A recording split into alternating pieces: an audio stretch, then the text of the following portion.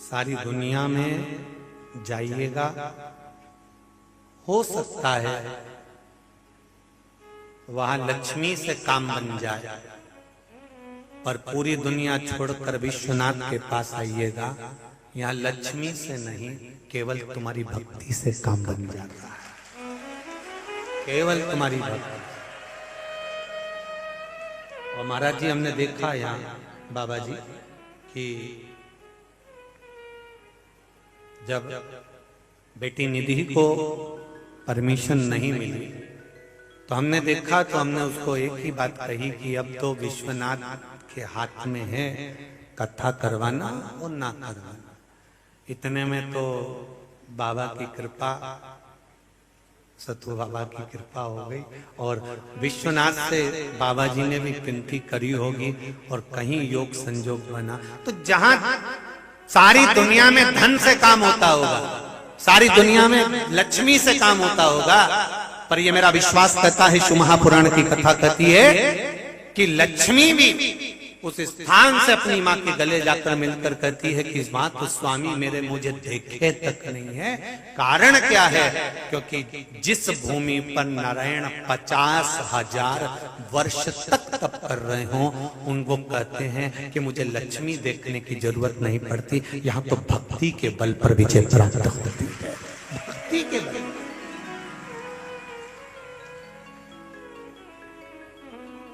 केवल भक्ति विशेष। तो तू रो क्यों रही है? तेरा रोने का कारण क्या है? ख्याति देवी पूछ रही अपनी बेटी से क्यों रो रही है? और होना चाहिए माँ अपनी बेटी से पूछे तेरे रोने का कारण क्या है, एक पिता अपनी पुत्री से पूछे तेरे रोने का कारण क्या है। जब परिवार अच्छा, कुटुंब अच्छा, धन अच्छा, वैभव अच्छा, तो तू क्यों रो रही है? रोने का कारण क्या है तेरा?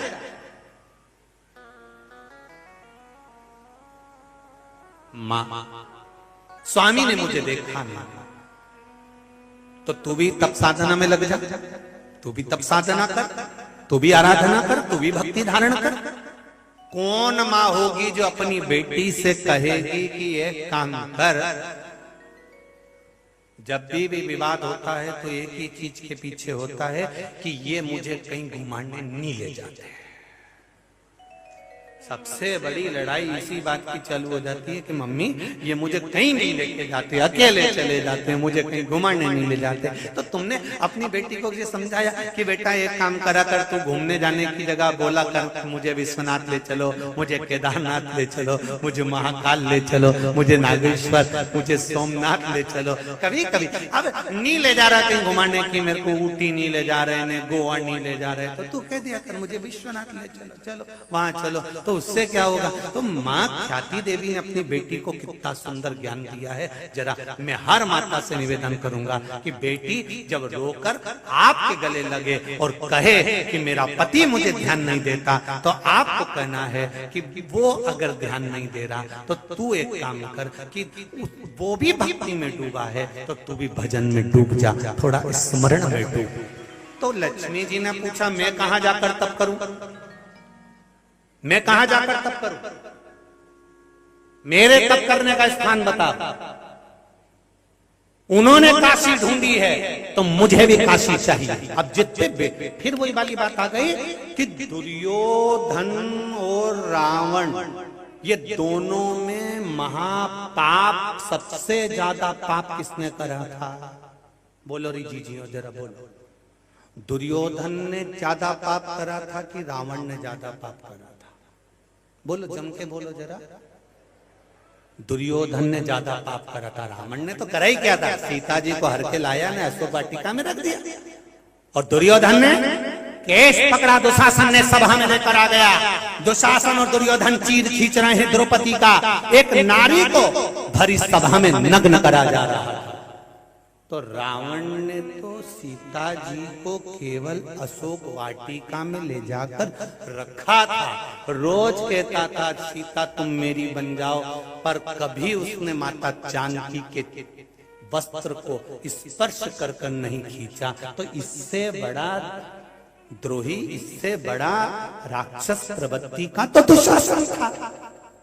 फिर दशहरे पर दुशासन का पुतला क्यों नहीं जलता, दुर्योधन का क्यों नहीं जलता, केवल जलता है तो रावण का ही जलता।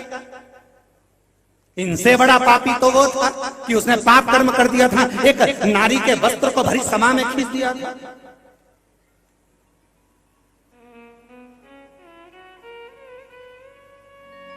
कारण क्या था? बस एक कारण था जिसके कारण रावण के पुतले को आज तक जलाया जाता है कि दुशासन दुर्योधन अपनी माता और पिता के पास में बैठकर, धृतराष्ट्र गांधारी के पास में बैठकर, अपने परिवार वालों के पास में बैठकर अपनी जिद को छोड़ देते हैं और लंकाधिपति रावण मरते दम तक अपनी जिद नहीं छोड़ा। जो जिद नहीं छोड़ता उसका अंत बुरा हो जाता है, इसलिए रावण का अंत बुरा हो। जिद छोड़ना पड़ता। माता लक्ष्मी ने कहा जब मेरे पति काशी में तप कर रहे तो मुझको अभी काशी चाहिए, मैं बिना काशी के तप नहीं करूंगा।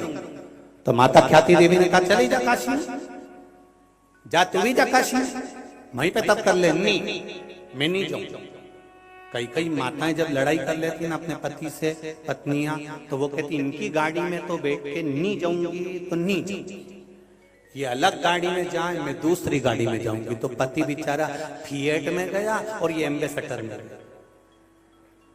अब दिक्कत तो अब ये कि मेरे को भी काशी चाहिए और ये मैं काशी के बिना तप नहीं करूंगी। तो माता ख्याति देवी ने कहा कि सुनो लक्ष्मी, एक काम करो कि तुम नारायण की धर्म पत्नी हो, नारायण अगर तप करते हैं तो काशी बन जाती है, तू तप करेगी तो वो भी काशी बन जाएगी। पर इतने में लक्ष्मी जी भ्रमण करती करती उत्तराखंड की भूमि पर पहुंच गई। जिस उत्तराखंड की भूमि पर लक्ष्मी जी ने तप करा तो वहां भी एक काशी यहां है और एक काशी, कौन सी काशी कहते हैं उसको, जम के बोलो जरा, उत्तर काशी। वहां पहुंच गई माता लक्ष्मी। अब लक्ष्मी जी ने थोड़े समय तक तो तप करा, काशी का निर्माण कर दिया, उत्तर काशी बस गई। पर लक्ष्मी जी का चित्तवृत्ति नहीं लगा, लक्ष्मी जी भ्रमण के लिए निकल गई। भ्रमण करते करते करते करते भगवान शंकर के धाम में पहुंच गई। कहां? बद्री विशाल शंकर जी का धाम था, जहां पर भगवान शिव पार्वती जी के साथ रहते थे। कैलाश भगवान शंकर जहां बैठकर तप साधना करते थे, और बद्री आश्रम जहां पर भगवान शिव माता पार्वती जी के साथ में अपने घर में निवास करते थे। लक्ष्मी जी भ्रमण करती करती करती करती उस पावन धरा पर वहां पहुंच गई। और लक्ष्मी जी वहां पहुंचकर बद्रिकाश्रम में जब लक्ष्मी जी ने देखा कि बड़ा सुंदर बद्रिकाश्रम है, पेड़ के पौधे लगे हैं, बद्रिकाश्रम बड़ा सुंदर है, देखकर लक्ष्मी जी तुरंत भगवान के पास में आई। आज नारायण भगवान की 50,000 वर्ष की साधना पूर्ण हो चुकी थी। साधना पूर्ण हुई, लक्ष्मी जी आकर विराजमान हुई। जैसे ही लक्ष्मी जी आकर विराजमान हुई, भगवान विष्णु ने देखा लक्ष्मी आज तो बड़ी प्रसन्न दिख रही है, तेरी प्रसन्नता का कारण क्या है, तू इतनी आनंदित क्यों दिख रही है?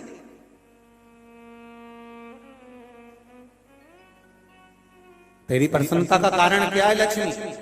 लक्ष्मी जी कहती है मेरी प्रसन्नता का एक कारण है कि मैं भ्रमण के लिए गई थी और उत्तर काशी में मैंने बैठकर तप साधना करी। घूमती घूमती मैं बद्रिकाश्रम में पहुंच गई। बद्रिकाश्रम में जाकर मैंने क्या देखा, बड़ी सुंदर व्यवस्था, बड़ा सुंदर धाम, इसलिए मेरा मन कर रहा है। भगवान विष्णु ने कहा लक्ष्मी क्या मन कर रहा है, कुछ भी हो जाए वो बद्रिकाश्रम मेरा होना चाहिए। भगवान विष्णु ने कहा वो शंकर भगवान का घर है और तू वो मांग रही है, दूसरे की प्रॉपर्टी अपनी कैसे हो सकती है? मैं नहीं जानती, मेरे को तो बद्रिकाश्रम चाहिए, बस आप कुछ भी करो चाहिए। भगवान ने कहा ठीक है। और मेरे नारायण उस अलकनंदा के घाट पर छोटे से बच्चे का रूप रखकर मेरे नारायण रोने लगे। पार्वती जी के कानों में शब्द पहुंचा कि कोई बच्चा रो रहा है।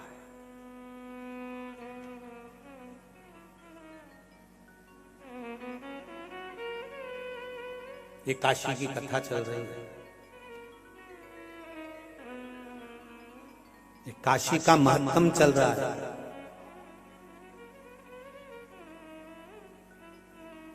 एक बच्चा रो रहा है, पार्वती जी के कानों में शब्द गया तो पार्वती जी आकर देखी छोटा सा बच्चा रो रहा है अलकनंदा नदी के तट पर। अलकनंदा नदी के तट पर एक छोटा सा बालक। पार्वती जी ने देखा, शिव जी के पास आए, बाबा स्वामी शंकर भगवान पूछे क्या है? कोई माँ अपने बच्चे को भूल गई अलकनंदा के तट पर, बहुत रो रहा, बहुत रो रहा, और बड़ा सुंदर है प्रभु, बड़ा सुंदर।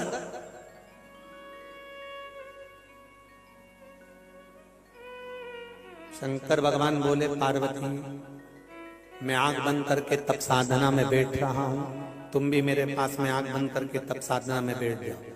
पार्वती जी बोली आप करुणा सागर हो, आप दया सागर हो।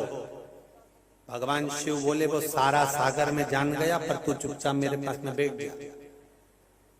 आप एक छोटे से बच्चे पर दया नहीं कर सकते? भगवान बोले दया ही दुख का कारण हो जाएगी, पार्वती चुपचाप बैठ जा। पार्वती जी बोली सारी दुनिया आप पर विश्वास करती है और एक बच्चा रो रहा है, आप उसको बचाना नहीं चाहते? शंकर भगवान बोले पार्वती मैंने कहा ना चुपचाप मेरे पास में आकर बैठ जा। पार्वती जी बोली मैं उस बच्चे को लेकर आऊंगा।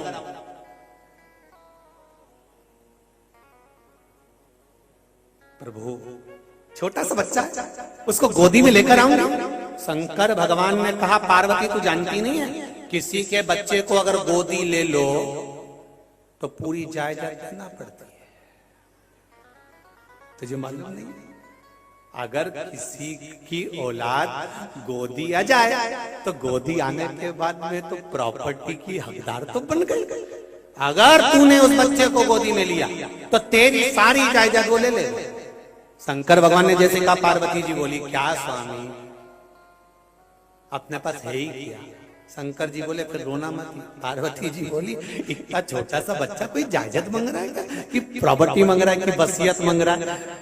नहीं नहीं नहीं मैं तो उसको लेके आऊंगी, अब तू जाना। तो पार्वती जी गई, भगवान विष्णु को गोदी में उठा कर ले आई और लेके आके उनसे स्नेह भाव से उनका लालन पालन करने लगी। शाम हो गई और शाम के समय प्रदोष काल में भगवान शंकर और पार्वती के भ्रमण का समय था। शंकर पार्वती भ्रमण पे जाने लगे। शिव जी नंदी पर चढ़ गए। नंदी पर चढ़कर उन्होंने पार्वती को आवाज लगाया, पार्वती चलो। पार्वती जी बोली इसका क्या करूं? शिव जी बोले अब घर में छोड़ दे। प्रभु इतना छोटा सा बच्चा है, घर में कौन देखेगा? कौन देखेगा इसको?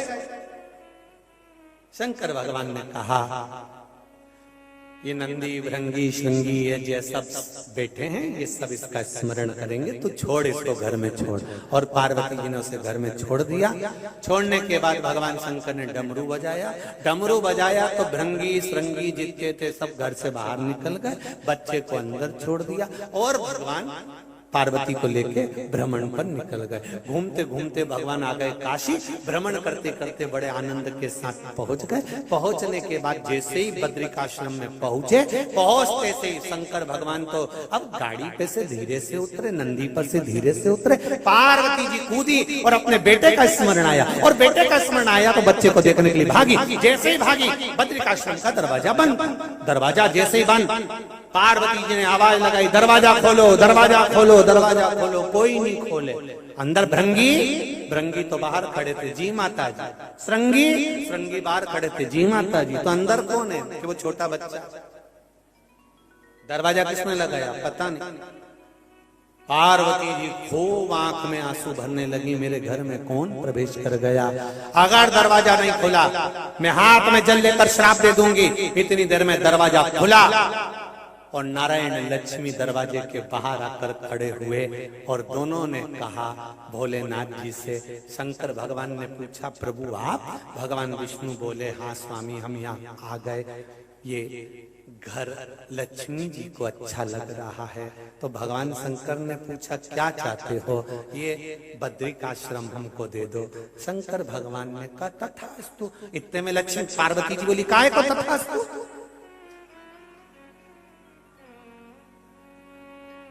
ये काय को तथास्तु? अपना घर अपन नारायण को दे देंगे। हाँ अपन कहां रहेंगे? भगवान शंकर बोले अब ये तो नारायण बताएं, जब हमारा घर ये ले रहे हैं तो ये हमको कहाँ रखेंगे। तो नारायण भगवान से शिव जी ने पूछा तुम हमारे बद्रिकाश्रम में रहोगे तो हम कहाँ रहेंगे। नारायण बोले जिस काशी में मैंने 50,000 वर्ष तक तप करा मेरा महादेव वहां रहेगा, मेरा महादेव।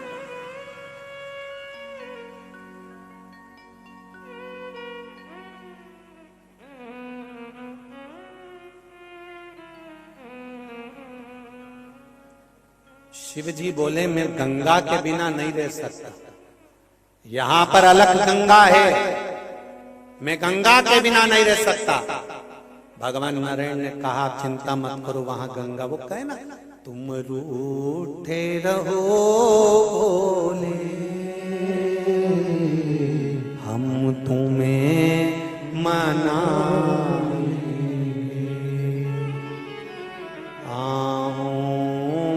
असर होगा घर बैठे बुला तुम कहते हो भोले हमें गंगा प्यारी है,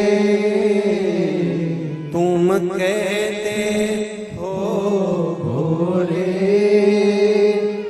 हमें गंगा प्यारी है। एक बार तो आ जाओ गंगा भी बुला देगी, एक बार तो आ जाओ गंगा भी बुला देगी। तुम रूठे रहो भोले हम तुम्हें मना देंगे। आप आओ तो एक बार। भगवान विष्णु ने कहा जाओ, जाइए काशी, गंगा पहुंच जाएगी। आप दे दिया बद्रिकाश्रम। भगवान नारायण ने अपना, भगवान शंकर ने अपना धाम बद्रिकाश्रम भगवान नारायण को दे दिया। आज भी बद्रिकाश्रम में चने की दाल जो चढ़ती है वह भगवान शंकर के भाव से समर्पित होती है। आपने बद्रिकाश्रम में कुछ चढ़ाया ना चढ़ाया, पर वहां चने की दाल का महत्व ज्यादा है।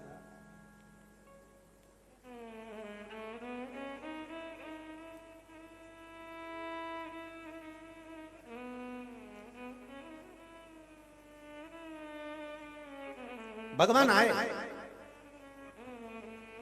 स्वयं नारायण लक्ष्मी भगवान शंकर को लेकर, बिंदु माधव स्वयं इस काशी की पावन धरा पर भगवान शंकर को लेकर, और भगवान शिव ने जो काशी को देखा, जो काशी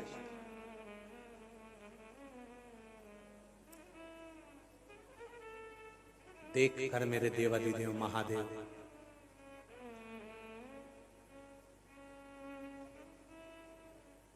पार्वती जी को निहारने लगे। पार्वती जी शिव जी को देख रही और शंकर भगवान माता पार्वती को देख रहे। इसलिए काशी को नंदन वन कहते हैं। कौन सा वन है ये?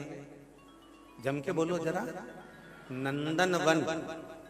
उज्जैनी को महाकाल वन कहते हैं।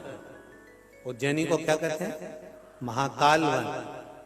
इसको कहते हैं नंदन वन काशी। नंदन वन का मतलब क्या है? भगवान शंकर के 13 बच्चों में से कई संतान काशी के नंदन वन से प्रकट हुई, जैसे अशोक सुंदरी ये नंदन वन से प्रकट हुई। अशोक सुंदरी का जन्म ही नंदन वन का।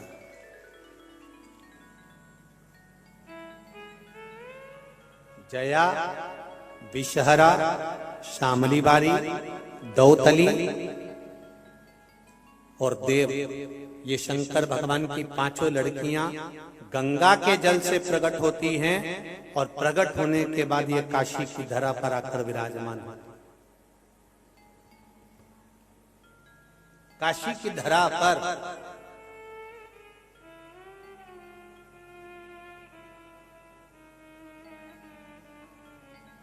संपूर्ण नगरी, फिर निवेदन करूंगा, इस व्यासपीठ से पहले के समय में कोई देवता की मूर्ति थी कि ना थी, ये कोई वर्णन नहीं।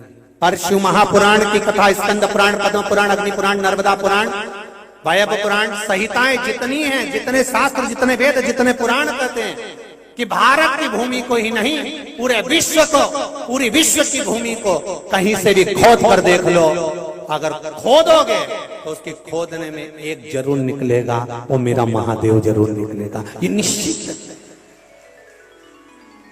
क्योंकि कंकर शंकर हर जगह विराजमान है, कंकर शंकर सब जगह विराजमान है, कंकर शंकर हर जगह पर विराजमान, हर जगह।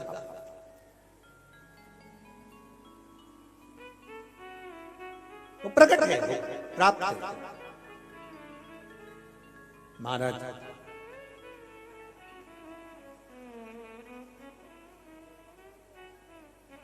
बहुत बीमारियां चल रही है, बहुत बीमारियां। वो कहते हैं ना अभी वो कोरोना महामारी आई थी, तो कहते हैं ना बहुत बीमारी चल रही है, इसलिए मुख पर मास्क पहनो और गले में रुद्राक्ष और तुलसी की माला पहनो।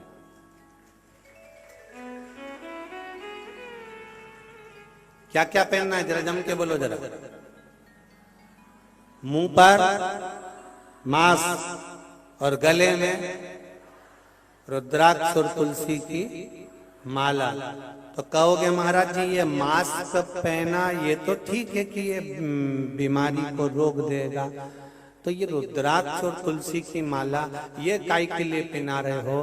तो कहा संसार में लोग बहुत बीमारी फैला रहे हैं कि शंकर जी की पूजन मत करो, ब्रह्मा जी की पूजन मत करो, विष्णु जी की पूजन मत करो। कोई कहीं सौगंध दिला रहा है, कोई शपथ दिला रहा है, कोई कुछ करा रहा है। इसलिए तुलसी और रुद्राक्ष पहनो जिससे मालूम पड़े कि तुम सनातनी हो, तो ये बीमारी भग जाए।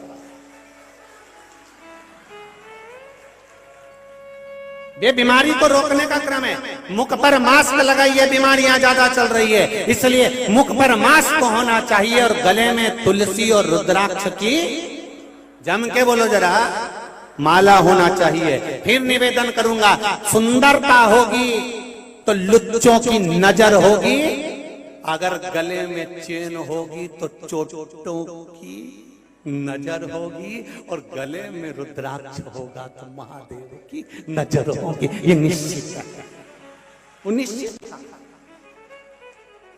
पहनो। मुख पर मास्क पहनिए और गले में तुलसी और रुद्राक्ष की माला पहनिए। बीमारियां बढ़ रही है, बहुत बीमारियां। लोग लगे हुए हैं सनातन धर्म को तोड़ने में, लोग लगे हैं सनातन धर्म को कमजोर करने में, लोग लगे हैं सनातन धर्म को नीचा दिखाने में। अगर गले में तुलसी की माला और रुद्राक्ष की माला होगी तो ये निश्चित है सामने वाला पहचान जाएगा। हम पहले भी कहे थे, श्रवण कुमार ने अपने मामा जी को तिलक से पहचाना था, केवल तिलक से। और श्रवण कुमार ने कह दिया था, मामा जी भेद बता देना, पितुमात को नीर पिला देना। मेरे पांव पड़ी जंजीर, हुआ अंधियारा और जल भरने गया बेचारा। श्रवण कुमार केवल मामा के मस्तक पर सूर्यवंश का तिलक देखा था और दशरथ जी को कह दिया था कि तुम मेरे मामा हो। दशरथ जी ने पूछा, मैं तेरा मामा कैसे? तो श्रवण कुमार ने कह दिया था, मेरे माता पिता शांति मुनि और सुहंगी का मैं पुत्र हूँ। और आप, मैंने माँ से पूछा था तेरे मामा कैसे लगते हैं? मेरी माँ ने कहा था तेरे मामा के मस्तक पर सूर्यवंश का तिलक है। आपके मस्तक पर तिलक देखा, इसलिए पहचान गया कि आप मेरे मामा। मैं आपको पहचान गया।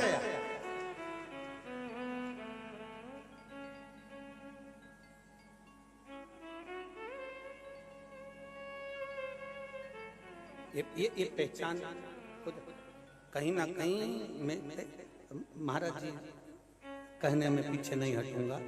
आपका दर्शन हुआ, पर मुझे ऐसा लग रहा है कि पहले भी एक बार कहीं मिल चुके हैं,